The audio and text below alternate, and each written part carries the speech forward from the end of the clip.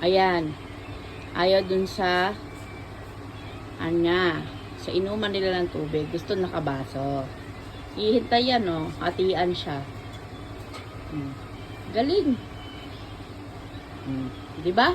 Sabi sa'yo, inom yan eh. Nauuhaw na yan. Ayaw niya nga dun sa may mga sa kainan. Sa tubigan nila. Sa'yo na lang yan. Gusto niya baso. Galing. Inuman mo na eh. Ang pet malu. Pet malu talaga yan. Diba? Ang galing-galing. Piling tao. Sarap. O, inom pa. Di pa. Inom pa.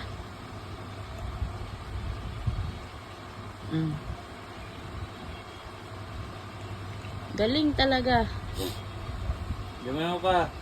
Kaya hindi yan mapakali. Nauuhaw na yan eh. Busin mo.